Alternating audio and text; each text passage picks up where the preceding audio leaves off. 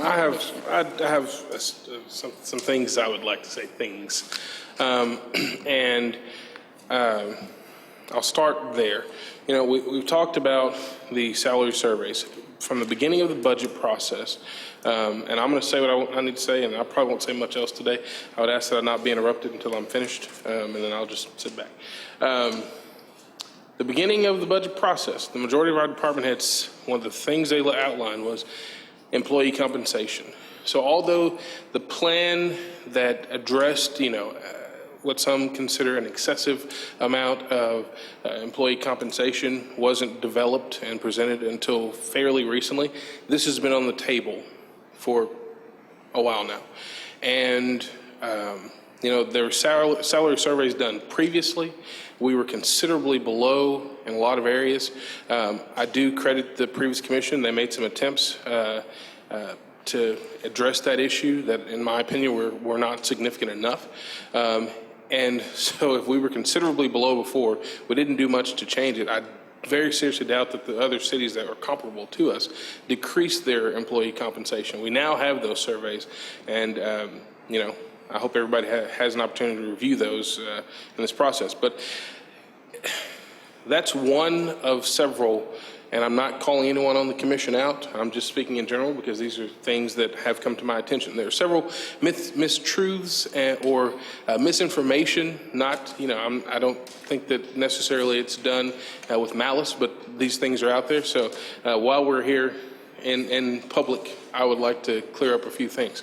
The first is phone calls that I've gotten that, the new commissioners, I'm included in that, so I feel like I have a right to respond, stole the money or took the money away from the animal shelter. Well, the fact of the matter is there's never been money set aside for the animal shelter. Even the $200,000 that we've discussed in the most recent proposal is set aside for capital outlays. The conversation for an animal shelter has to take place at a later time.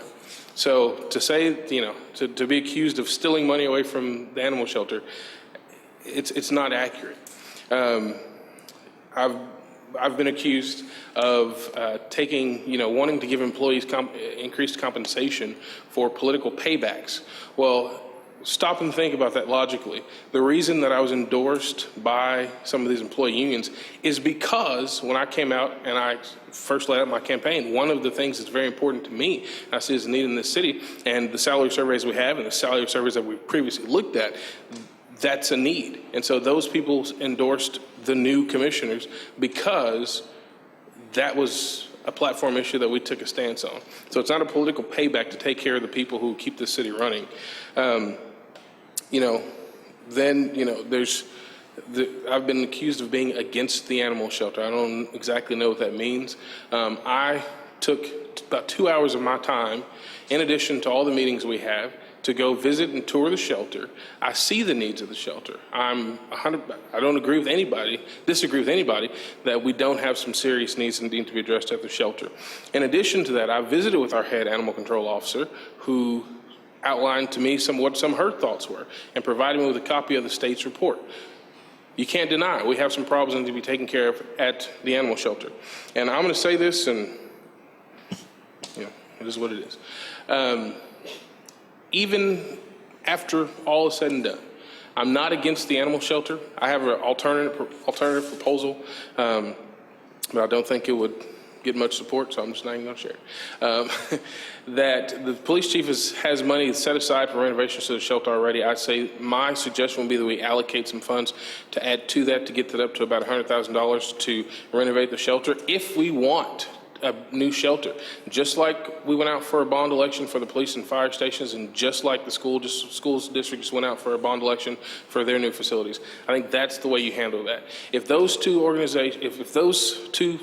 three facilities were addressed by a vote of our citizens, then why should this one be any different? So those are some of the things that I got, and maybe I shouldn't share what I believe to be mistruths and misinformation, but when I'm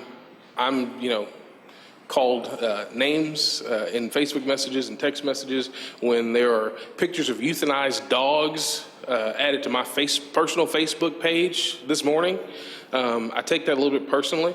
And so I think as we go through this process, we need to make sure, and I want all the citizens to fact check, even me, because there's a lot of information that is not accurate. For example, the firefighters opted out of the TMRS system.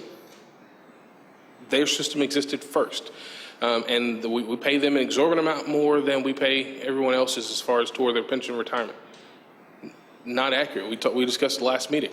And then the argument that we're operating with surplus funds that won't be there next year from the SOPCO audit. Our own city manager informed us at the last meeting, and it was my understanding from previous budget workshops, that that's not the case. That number's not factored into the initial number we were working with. So maybe I said all that for no reason, but I had to get it off my chest because I think it's important that we as commissioners are informed, but at the same time it's important that our citizens are informed. So my phone number, personal phone number, and my personal email address and city email address are out there. I got a newsletter with them on it just this week, so I know they're out there. Feel free to call me if you have any questions for me, and Commissioner, clear anything up. Thank you.